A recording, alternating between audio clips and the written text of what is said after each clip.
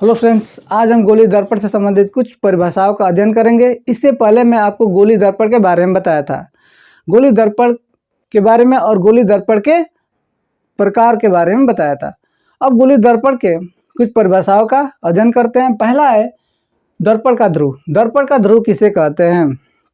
गोली दर्पण के परावर्तक तल के मध्य बिंदु को दर्पण का ध्रुव कहते हैं। क्या बोला मैं आपको? गोली दर्पण के परावर्तक तल के मध्य बिंदु को दर्पण का ध्रुव कहते हैं। यहाँ देखिए, यह हमारा गोली दर्पण है। इस गोली दर्पण के परावर्तक तल बाहर की तरफ है और इसी के मध्य बिंदु, इस परावर्तक पूरे तल के मध्य बिंदु बीच में होगा और इस बीच के बिंदु को ही क्या करेंगे? P से प्रदर्शित करते हैं, जिसे हम वक्रता दर्पण का ध्रुव कहते हैं। क्या बोलते हैं हम? दर्पण का ध्रुव कहते हैं। अब नेक्स्ट रीडिंग हमारे पास है वक्रता केंद्र। वक्रता केंद्र किसे कहते हैं? गोली दर्पण जिस खोखले गोले का भाग है, करे गोली दर्पण जिस खोखले गोले का भाग है उस गोले के केंद्र को वक्रता केंद्र कहते हैं। क्या कर रहा है यह? देखिए यहाँ पे कर रहा है गोली दर्पण, यह हमारा गोली दर्पण है। इस गोली दर्पण के कर है यह गोली दर्पण जिस खोखले गोले का भाग है, यह एक खोखला कांच का खोखला गोला है, इसी का क्या है? यह भाग है। इस खोखले गोले के केंद्र को क्या कहेंगे हम? वक्रता केंद्र कहेंगे। देखिए यहाँ पे है, यहाँ पे केंद्र इसका होगा, ये होगा, और यहाँ पे केंद्र इसका होगा, यहाँ पे यह होगा। आपको समझ में आ गया? यहाँ पे परिभाषा था, फिर से बता दे रहा हूँ कि गोली दर्पण कर है गोली दर्पण जिस खोखले गोले का भाग है उस खोखले गोले के केंद्र को क्या बोलेंगे हम? वक्रता केंद्र कहते हैं। अब हमारे पास नेक्स्ट रीडिंग है वक्रता त्रिज्या। वक्रता त्रिज्या किसे कहते हैं?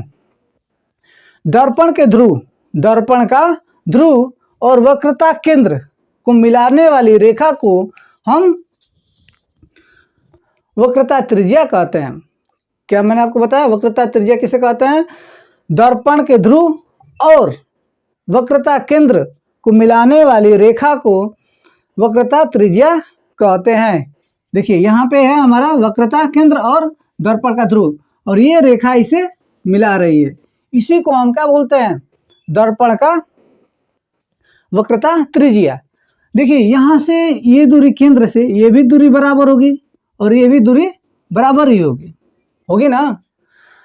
जब ये बराबर होगी तो इसे भी हम वक्रता त्रिज्या कह सकते हैं।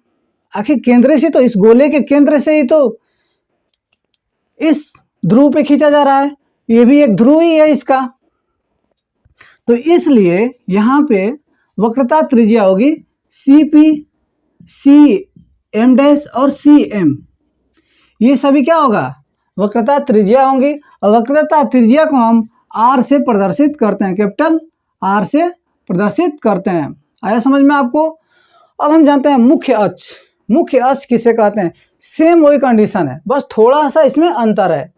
इसका भी डिफिनीशन वही होता है कि दर्पण का ध्रुव और वक्रता केंद्र को मिलाने वाली रेखा को हम मुख्य अक्ष कहते हैं, लेकिन इसे पर्सनल रूप से लिया जाता है। ठीक है, इसे पर्सनल रूप से लिया जाता है कि भाई देखो, इसको और इसको हम मुख्य अक्ष नहीं कहेंगे। मुख्य मतलब मुख्य ही होता है कि भाई मुख्य अक्ष को मिलाने वाली, ठीक है, कह रहा है कि केंद्र और ध्रुव, वक्रता केंद्र और ध्रुव को मिलाने वाली रेखा को सिर्फ हम मुख्य अक्ष कहते हैं। इसे भी हम R से प्रदर्शित करते हैं। किससे? R से प्रदर्शित करते हैं मुख्य अक्ष को। आया आपको समझ में?